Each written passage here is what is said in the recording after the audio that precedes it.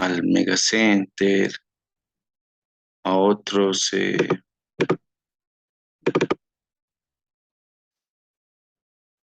a otros, a otros cines y bueno, el dato es otro, ¿no? Veamos esto. La imagen de la derecha, nosotros podemos observar una parte, una raíz apical obturada con gutapercha. Obviamente se ve esto porque eh, el diente está diafanizado, entonces transparentado, ¿no? Y ustedes podrán ver todo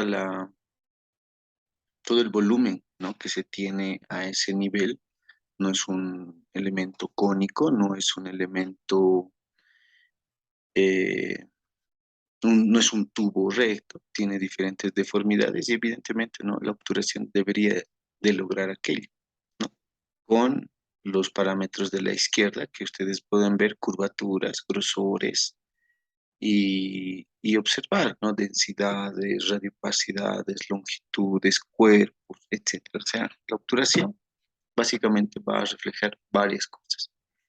Entre lo más importante, nosotros tenemos que ver, ¿no?, que la obturación permite el sellado, la impermeabilización entre el medio externo, que en este caso es la boca, y la porción apical, en este caso el foramen, que está en contacto con el ligamento y el hueso, que básicamente es el organismo. Si nosotros tenemos una herida, nosotros no podemos andar con la herida abierta, ¿no? Debe cicatrizar. Entonces, una endodoncia es casi como tener una herida abierta, ¿no? La lesión cariosa inicia, la perforación del esmalte, la dentina, ya estando en dentina, ya está en contacto con el organismo a través de los tubitos dentinarios, la cámara pulpar y el foramen. Entonces podemos llegar a una infección focal, lo que nosotros no queremos. Por eso es que se hace una endodoncia, ¿no? Básicamente una endodoncia sería la sutura, la cicatrización de una herida. Entonces, por eso esa obturación debería ser muy importante, ¿no?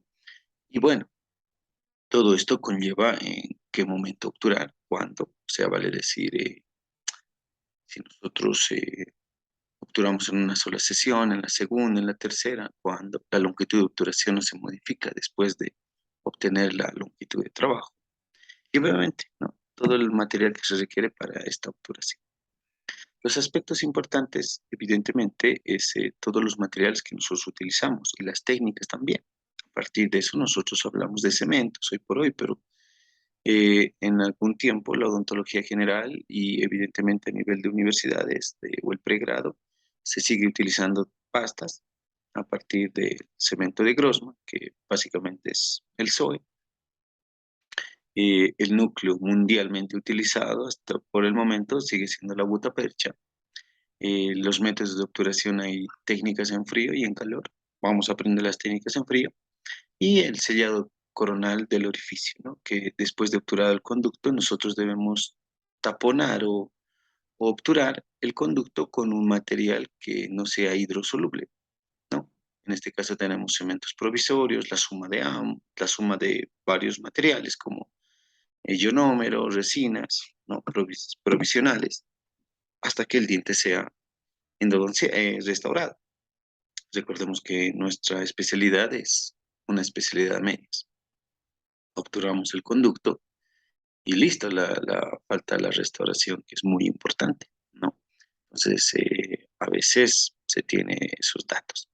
Entonces, para poder nosotros terminar pensando en el final, ustedes podrán ver ahí una imagen de dos obturaciones, donde lastimosamente no tienen un parámetro de éxito y también se podrá ver un poco de lesión apical a nivel de las raíces, donde nosotros podemos observar la iniciación de algunas o la continuación de de algunos problemas infecciosos que van a ir llegando a producir una patología que pueda generar, ¿no? Y nosotros siempre tenemos que generar cuatro cosas: un buen desbridamiento, la desinfección exhaustiva, la obturación y evidentemente la restauración. Entonces, ¿qué implica una obturación? Desde el diagnóstico, ¿Cómo inició el diagnóstico de ese diente? Vital, necrótico, con alguna lesión apical, ¿no? La planificación del tratamiento, eso es muy importante. O sea, no podemos dejar al azar cualquier tratamiento que nosotros vayamos a hacer. El conocimiento de la anatomía y la morfología del sistema de conducta, ya lo vimos, y evidentemente la restauración. El éxito de la obturación va a generar diferentes factores, ¿no? La ausencia de una lesión apical, o sea, que el diagnóstico sean vitales, va a generar un mayor éxito. La obturación de conductos invasivos, ¿no? Radiográficamente nosotros no tendríamos que ver radiolucideces, ¿no? O radiotransparencias. Y bueno, hace tiempo, desde los libros del profesor Grossman, desde Perrone decían, ¿no? La obturación mínima 2 milímetros de obsidiana, y eso conlleva muchas cosas, ¿no? Desde el punto de vista de éxito y fracaso. Y bueno, nuevamente vuelvo a mencionar acá en la diapositiva restauración coronal adecuada, que algunos le llaman blindaje, ¿no? Ingley y colaboradores indicaron que el 58% de los fracasos se debían a una obturación incompleta. Los dientes mal obturados suelen estar mal preparados. Verdaderamente, la obturación refleja el trabajo químico-mecánico que se hizo durante la sesión de endodoncia. Entonces, premisas importantes, ¿no? Eh, es muy importante el método o la forma de obturación, y también es muy importante que esa obturación evite la filtración, la microfiltración, como en cardiología, ¿no? Siempre nosotros tratamos, o como en operatoria, siempre tratamos de evitar la microfiltración. Entonces, mientras nosotros podamos mantener un estado aséptico del conducto, eliminar una patología, ¿no? Entonces, la obturación es muy importante para que vaya a generar y evite la microfiltración. Nosotros ahí tenemos una imagen de una obturación, donde incluso no podremos ver que es un premolar, segundo premolar, evidentemente puede tener dos raíces, pero miren, ¿no? Una raíz vestibular va a generar un conducto y otro conducto, y la raíz palatina, ¿no? Entonces, es llenar todo el conducto. Al contrario, acá nosotros tenemos otro premolar, más o menos. Tiene una lesión apical donde está a medio tratamiento, ¿no? Lo que conlleva a una lesión. O sea, esta parte importante de rellenar el espacio del conducto que está ocupado la pulpa debe ser rellenada por un material biocompatible, en este caso, butaperchilos, ¿no? Entonces es muy importante dentro de la obturación generar esto: longitud, conicidad, densidad, ¿no? Para poder ver el éxito de una obturación, ¿no? La longitud, que llegue por lo menos a ese milímetro apical. La conicidad, el volumen, ¿no? Si hay un buen espacio, se ha trabajado bien. Y la densidad, la radiopacidad que te pueda generar esta. Aunque esa de radiodensidad también es relativa, dependiendo qué material utilices, pero la gutapercha es altamente radiopaca. Entonces, la obturación siempre va a prevenir la microfiltración, ¿no? Evidentemente, obturar en dientes, en una raíz, los conductos MB1, MB2 y las longitudes, no solamente es suficiente, ¿no? Entonces aquí tenemos un vacío conocido como gap, ¿no? Una restauración donde puede filtrar, y a partir de esto puede ir a recontaminar la parte apical de la lesión. Miren acá, hay un poste, un perno, un poste, la obturación que está relativamente aceptable, tal vez respetando los 2 milímetros que dice Ingle, pero hay ausencia, ¿no? de lesión. Ya debe tener mucho tiempo, entonces es muy importante esos parámetros. Dice, en un estudio se encontró que las buenas restauraciones postendodontales proporcionaban un éxito más o menos del 80% frente a un 75% de una buena obturación. O sea, ¿qué quiere decir? Que es tan importante una restauración posterior a la endodoncia, así como la obturación misma, ¿no? Miren, la restauración es deficiente, o sea, después de la endodoncia hacer una operatoria, una restaurativa. Hoy por hoy nosotros hablamos de restauración del diente endodónticamente tratado, originaba significativamente más casos de inflamación perioradicular, o sea, filtración, vamos a hablar, ¿no? Defectuosas entre un 32 frente a un 48%. Esto lo dice el profesor Cohen, ¿no? En su, bueno, 2016, en su onceava, y ahora ya tenemos el 2020, 21, en su doceava edición. ¿No? Entonces, con esto que explico, que no solamente es importante la restauración, la obturación del conducto, sino la restauración post-obturación del conducto. Eso es muy importante, ¿no? Condiciones para poder obturar el conducto. Inexistencia de sintomatología periapical. Bueno, sí es importante, ¿no? Aquí entra el dato de estado correcto del conducto. Ahí nosotros decimos que sí podemos obturar. Inexistencias de patología periapical. También, bueno, a veces hay lesiones apicales que con ellas mismas las obturamos, ¿no? Antes, porque esas lesiones apicales se dieron en un tiempo y no pueden cortárselas tan rápido o mejorarlas. Y el estado del conducto correcto básicamente es ausencia de dolor periapical, conducto seco, muy bien trabajado, muy bien irrigado, ¿no?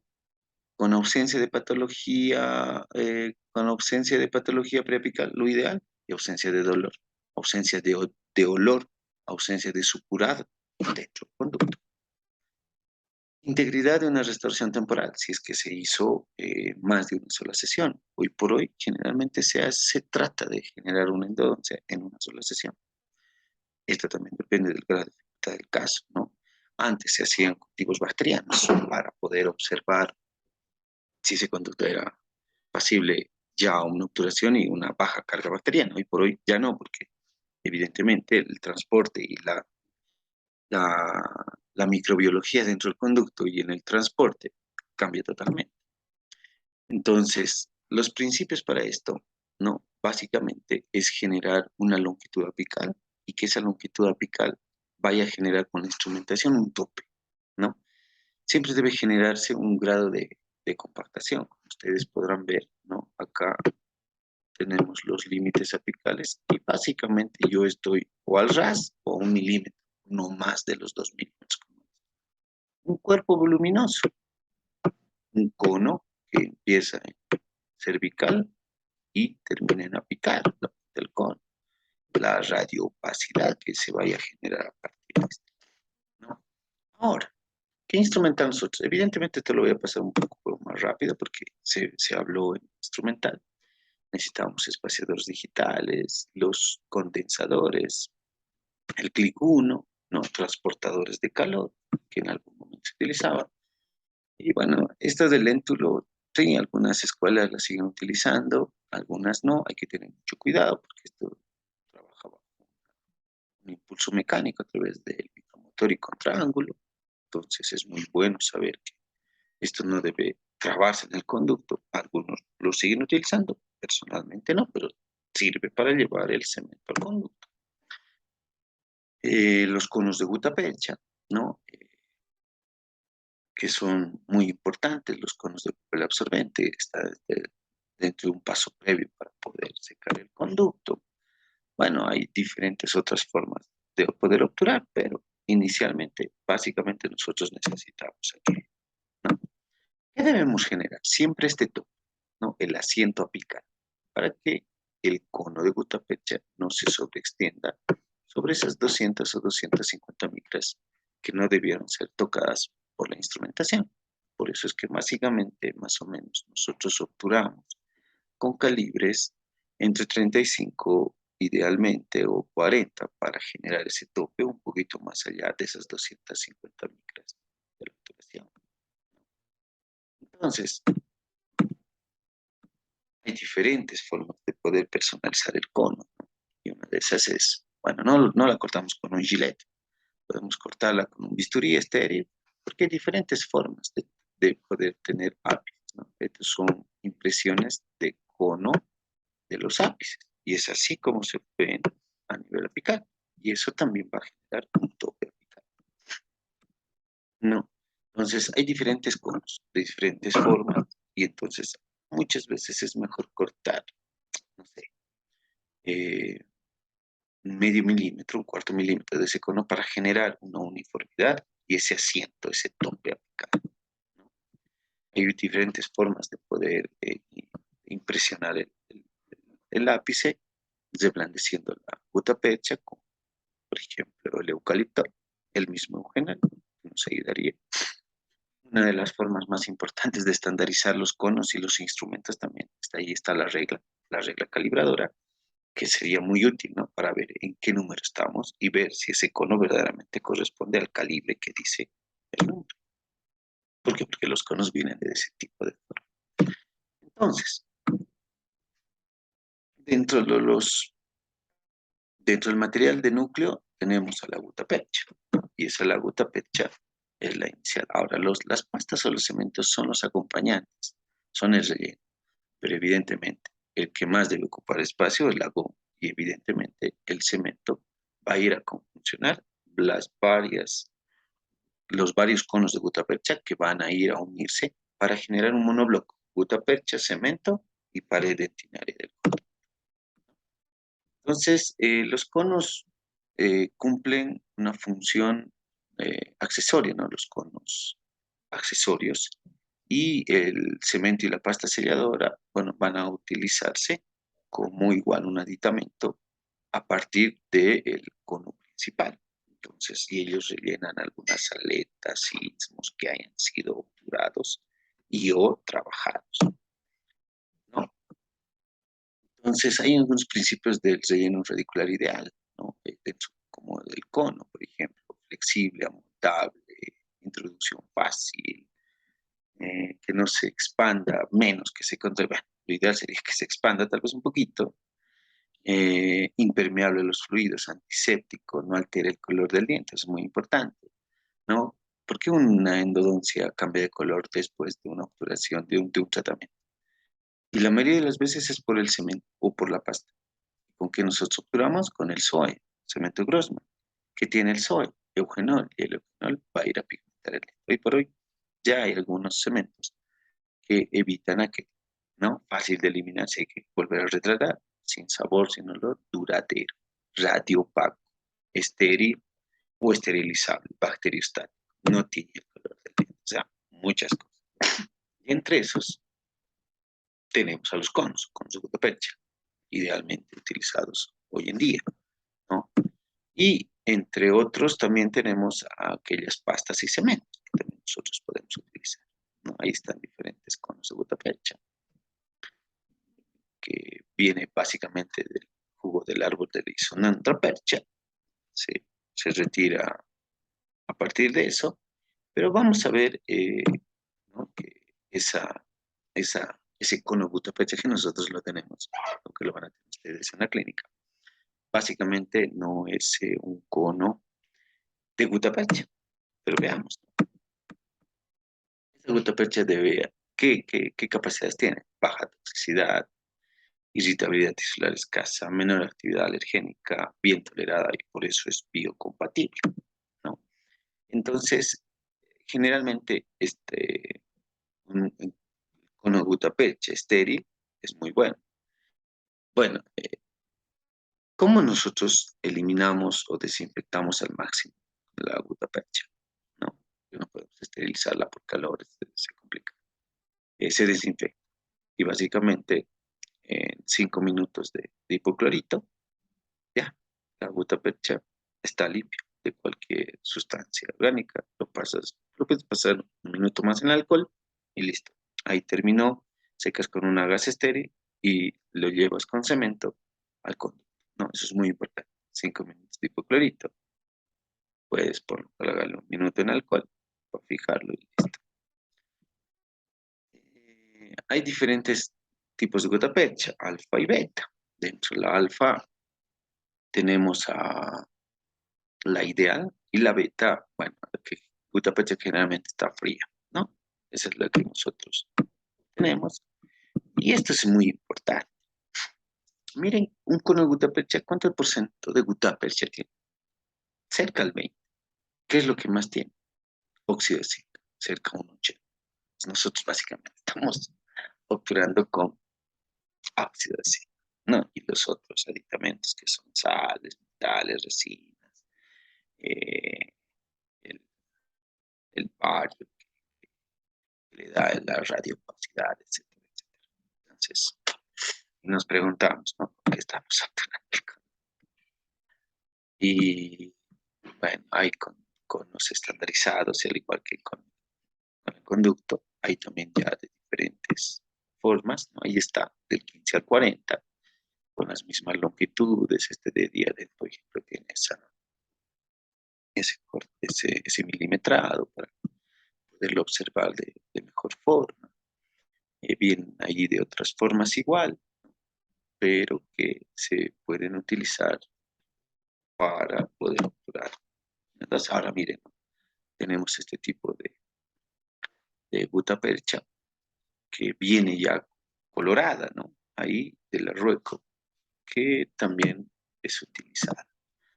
Hay algún tipo de conos accesorios, ¿no? Con diferentes conicidades. Nosotros en nuestro caso podemos utilizar a esos conos accesorios. Generalmente dice que la obturación, ahorita vamos a ver, debe tener un cono principal y no más de 2 o 3 conos accesorios. Y eso quiere decir que se ha utilizado un buen cono principal, ¿no? Pero bueno, la idea es poder obturar en un 3D en tercio apical, tercio medio y tercio cervical. Eso también es importante. A veces uno no llega a poder obturar de buena forma con eso, pese que hay ya conos no solamente al 2%, sino más, ¿no? Evidentemente algunas a nivel de especialidad se utiliza eso, pero hay alguna forma tal vez de sopesar aquello individualizado, ¿no? Entonces son esos conos de acceso. Sí, como ustedes podrán ver, todos esos conos tienen una punta, pero son de diferente grosor, como ustedes podrán ver, ¿no? Eso significa, ustedes ya conocen eso, se llama conicidad. Una es al 2, una puede ser al 3, una al 4, una al 6, una al 8, una al 12%, ¿no? Para la conicidad que vaya a subir. Entonces, ¿cuáles son las ventajas de la gutapercha? ¿Por qué mundialmente se sigue utilizando? ¿Por qué no se utiliza otras cosas? ¿No? Hoy por hoy, la gutapercha, técnicas en frío, en calor, se sigue utilizando porque tiene una adaptación a irregularidades del conducto, aletas, sismos, incluso a veces penetra algunos conductos, ¿no? Accesorios, secundarios, interconductos. Puede ser reblandecida por calor y solventes, ¿no? Les decía, podemos impresionar la parte, imprimir, ¿no? O sea, con la gutapercha tomar una impresión apical, con el silol, el cloroformo, eh, y bueno, nosotros podemos hacerlo con el eucaliptol. Es inerte, buena estabilidad dimensional y no alergénico. Eso es muy importante. Igual, el bario que le da la radiografía. ¿Qué desventaja tiene? Carencia de rigidez. A veces sí eso va en contra de nosotros. Por eso es que el conducto debe estar muy bien trabajado. No se adhiere fácilmente. Por eso necesitamos un cemento para que vaya a generar ese monobloco, ¿no? Y que también puede ser inestable en la parte apical. Por eso es que hay que generar un asiento, lo que se conoce la constricción apical o el famoso tac-back, que ahora vamos a ver. Veamos los cementos, ¿no? O sea, nosotros, ¿con qué cementos utilizamos? Básicamente, el hasta ahora utilizado en pregrado es el cemento de Grossman, ¿no? El que es Oxersin-Jochen. Entonces, ese es el que va a ir a la parte rojita de la imagen y los otros son oscuros. Entonces, eso es lo que se genera. Ahora, el cemento debe entrar en menor cantidad posible, no mucha, pero debe generar un buen trabajo. Esto es muy importante, ¿no? Tenemos dos polos. Acá la endometasona, que básicamente igual era un cemento Grossman, una pasta, ¿no? Cemento Grossman, básicamente sencillo, ¿no? Porque tenía dentro de su composición eh, betametasona. y la betametasona es un corticoide. Y ese corticoide, ¿qué te hacía? Inhibía la inflamación y obviamente lo camuflaba, ¿no? Y bueno, del otro lado tenemos al cemento gold estándar mundialmente utilizado, aunque está siendo un poquito queriendo ser eh, modificado o cambiado, pero la H Plus 26, ¿no? Bueno, no vamos a ir a ningún lado, nosotros nos seguimos manteniendo con el cemento grosso, que básicamente es eso. Listo. Veamos esta parte que es la compactación lateral. Perdón. La compactación lateral es una técnica de obturación en frío, ¿no? Esa obturación en frío básicamente conlleva introducir un cono principal y a partir de eso generar espacios a nivel apical donde uno necesita también y poder ingresar mucho más conos, accesorios en este caso. Ese espaciador digital ahí, nosotros utilizamos ya un espaciador digital en el paso 2, como ustedes podrán verlo, para generar la introducción de otro cono. Eso va a generar que la gutta percha vaya en un bloque, vaya comprimiéndose. ¿Para qué? Para que la otra gutta percha entre, ¿no? Entonces la gutta percha entra redonda, entra el espaciador digital y lo forma así, ¿no? Lo hace como un 8 más o menos, como una C. Pero si tú dejas y retiras el espaciador, la gutta percha vuelve a cobrar su forma. Pero si tú manejas, ingresas el espaciador digital, rotación horaria antihoraria, rotación horaria antihoraria, a longitud menos 2 milímetros o un milímetro, y a la longitud de trabajo que ingresó el cono principal, tú generaste esto. Vas retirando. Una vez que sale, inmediatamente debe entrar el cono accesorio, calibre del mismo espaciador que utilizaste. ¿Por qué? Porque a medida que vaya sacando, la gutta percha va a generar, va a volver a cobrar la forma. Pero si tú metes inmediatamente, se queda. Entonces, ya las dos gutaperchas se están presionando, ¿no? Entonces, ahí generamos una cierta hermeticidad. Y puedes hacerlo una, dos, tres veces, ¿no? Básicamente para la porción apical. Y obviamente, ¿no? El espaciador cada vez va a entrar mucho menos de la longitud de trabajo. Menos uno, menos dos, menos tres, menos cuatro. Esta parte apical es muy importante. Esos 4 o 5 milímetros apicales finales es muy importante. Y ya bueno, el tercio cervical puede generarse con algunas otras técnicas, ¿no? Pero ese sellado es muy importante. Entonces, para evitar que la gutapercha o que nosotros sobreobturemos, se debe generar esto, el famoso tagback o compresión apical. Y básicamente es que el cono principal vaya a llegar a la longitud de trabajo y en el intento de querer sacar, nosotros o sintamos una cierta resistencia del cono, ¿no? Que vaya a sacar.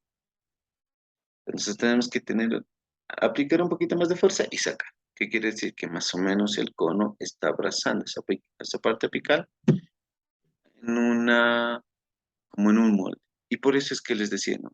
Incluso se puede tomar una impresión apical con la gutta percha.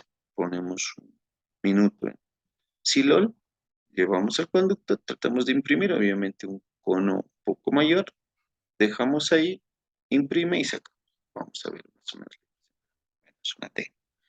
Lo más importante es que inicialmente el cono vaya a ser un asiento apical, no sobrepase y tenga un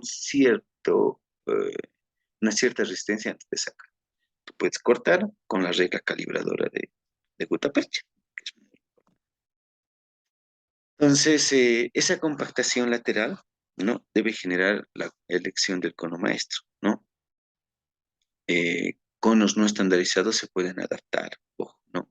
A veces hay conductos mucho más amplios, donde no se puede tener un cono ideal, incluso a veces, ¿no? Obturan con forámenes tal vez abiertos, incluso con la parte traserita del cono, ¿no? En diferentes formas, ¿no? Se debe percibir el tackback, la resistencia apical, esa forma, ese sentir de querer jalar, entramos a longitud, la aguda siempre debe entrar a longitud, ¿no? Queremos sacar y debe ofrecer una cierta espacio lateral para la compactación. Tener ahí el sellador del núcleo con espaciador y que éstas se vayan adaptando en el tercio, ¿no? Cortar ahí con bisturí es muy importante. Elegir el mejor calibre a este nivel, ¿no? Seleccionar un cono con... Ahora, evidentemente no se puede utilizar un cono de mayor taper ahí de al 4%, pero hoy ya si venden en las casas dentales, no hay mucho lío, ¿no? Y se pueden hacer pequeños incrementos de corte para generar algo lo más similar. ¿Qué, qué características tuvieran estas, no? Por ejemplo, la impresión del cono, ahí podemos reblandecerlo, dice, con disolventes químicos. Ahí está el eucaliptol, ¿no? Y generar esa impresión, que es una forma. Siempre, una vez ingresado el cono, nosotros debemos llevar a radiografía y ver, ¿no? Que el cono esté en su posición a la longitud de trabajo. Ah, listo. Hace tapa, hay un asiento apical, cortamos el conito. Radiográficamente está a longitud, listo, ya está, ya podemos empezar a decir que ese conducto ya está a punto de ser obturado, ¿no? O también en agua caliente, algunos, ¿no? Bajo estas condiciones, pero bueno, a veces es un poquito muy difícil, ¿no? Y para esto se necesita la longitud, lo más importante. Si el cono no ingresa a la longitud de trabajo, no le tomen radiografía, se es en vano. Tú sabes que no está ingresando, entonces no vamos a hacer un buen trabajo, ¿no? No vamos a hacer un buen trabajo. Eso es muy... La conformación inadecuada, eso genera mala elección del cono maestro o detrito empaquetado al conducto. A veces hay que hacer, ¿no? Esa permeabilización, ese cateterismo, ese eh, bypass, vamos a decir, esa limita que debe pasar y repasar, ¿no? En la entonces, la compactación lateral es una de las técnicas más fáciles, técnica en frío, y evidentemente es la que más se utiliza. Veamos la forma, ¿no? Ahí está el cono principal a longitud, ingresas, digamos, no sé, estás obturando con un cono 40, puedes tú colocar un espaciador 35 y bueno, ¿no? Tratar de llegar a la parte apical. Y si tú has hecho una buena elección, no va a entrar ya este espaciador, evidentemente, a la longitud de trabajo. Va a entrar menos uno, menos dos y hasta menos, tal vez 3 milímetros, pero generalmente el último milímetro debe ser muy compactado. Y luego, ¿no? Si tú espaciaste con un espaciador digital 35, debe ingresar el cono 35. El siguiente espaciador debería ser, no sé, el 30, ¿no? Y ingresaste ya no a la longitud de trabajo menos 2 menos 3 debe ingresar el cono 30. Tres conos más, suficiente a nivel apical, ¿no? Entonces, eso es muy importante. Rotación horaria, antihoraria, rotación horaria y antihoraria. Eso no debe cambiarse, ¿no? Y a partir de eso ya se tiene una, ¿no? Esa compactación lateral debe generar una, una, una longitud adecuada, una densidad adecuada a partir de la suma de conos, una conicidad, bueno, eso ya la da la instrumentación, pero el cono debe ser rellenado y ya bueno, ustedes también pueden aditamentar algunos conos más a nivel cervical para que esa compactación sea, no, importante. El cono debe ser cortado, dice, de la línea cervical a 1 y 2 milímetros por debajo de la línea cervical. ¿Para qué? Para que ni cemento ni gutta percha estén ahí. ¿Por qué? Porque eso va a ir a cambiar el color del diente. Entonces eso es muy importante. Miren, una endodoncia esto, realizado preclínica, ahí, ¿no? Incluso con curvaturas o los famosos PAFs que se generaban, endodoncias donde no se trabajó bien, miren, y donde ya pudimos generar longitud, densidad, conicidad y cuerpo, ¿no? Muy importante. Ahora, ojo, el dato malo es que después de eso ustedes generalmente colocan una mota de algodón y un cemento provisorio. Ojo, ¿qué deberíamos de hacer? Una vez que nosotros hemos obturado la gutapercha, debería venir acá ionómero en la entrada de los conductos, ¿no? Listo. Puedes colocar, no sé, una mota de teflón y obturar, porque lo vas a mandar a rehabilitar. Después, si no sabemos cuándo va a llegar, ¿no? Doble. Puedes ponerle cemento libre de eugenal y encima de eso un ionómero o una resina hasta que el futuro rehabilitador lo haga. Y bueno, no, miren, hay obturaciones y obturaciones y entre otras estas otras cosas, ¿no? Obturaciones con longitud, obturaciones con conicidad y obturaciones con densidad, ¿no? Entonces ha sido un gusto y un placer con todos para poder compartir esta gestión con la teoría, ¿no? Un abrazo fortísimo, espero que en la clínica les vaya muy bien y bueno, de cualquier duda siempre va a estar mi consejo o mi colaboración en lo que yo pueda. ¿Listo? Un abrazo fortísimo. Gracias.